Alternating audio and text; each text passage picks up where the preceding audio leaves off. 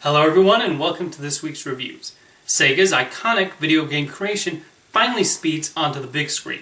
Well, after a delay that required redesigning and reanimating the title character anyway. Will the blue blur be able to defeat Dr. Robotnik and save the day?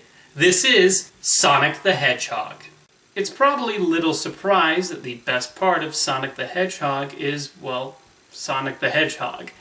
I did not dislike the original design as much as a lot of people did, but the one in the finished movie is certainly a major improvement. The animators do a really good job of making him cute and likable, and the movie is at its most fun when he goes really fast. Ben Schwartz also does nicely as Sonic's voice. I also smiled and chuckled at the occasional references and nods to the video games. Despite those moments, I found myself underwhelmed with the movie as a whole. Story-wise, it's just your generic road trip comedy mixed in with the character from another world who finds himself in our universe. This is a script that, if we were to take out the references to flossing and Uber, would feel like it was written 20 years ago. This wouldn't necessarily be a problem if the human characters were more interesting, but they weren't.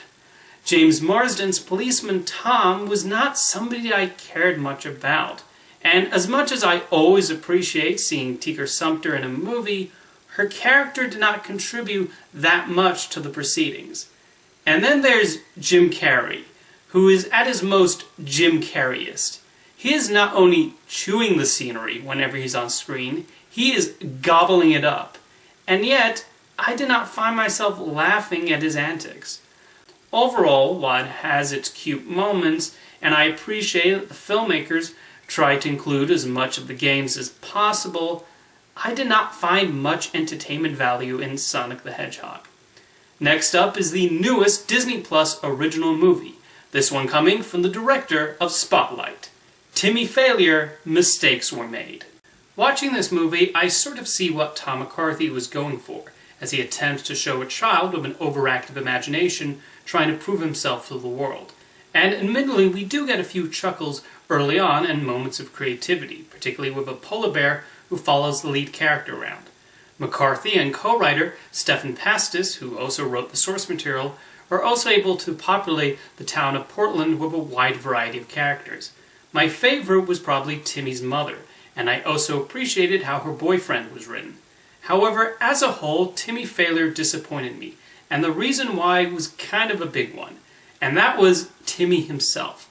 I found him to be so insufferable and frankly kind of a twerp, who I did not like spending much time with. His whole quirk got old after a while, and I really sympathized with his mother and his teacher when they got fed up with him. Timmy seems to think way too highly of himself, and it was so frustrating watching other people get negatively affected by his actions. He even completely traumatizes someone because of something stupid he does. The other children are portrayed as in the wrong for not liking him, with the explanation given that they think he's weird. No, they don't like Timmy because he's condescending and assumes he's smarter than everyone else. There's an attempt to show him learning a lesson, but it does not feel like he did. I know most of this review is just talking about how I dislike the main character, and I don't blame the young actor playing Timmy. This is just the material he's given. But it's hard to watch a movie where the protagonist gets on my nerves this much. But you can watch Timmy Failure for yourself on Disney Plus and form your own opinion. Thank you for watching this week's reviews, and I'll see you next time.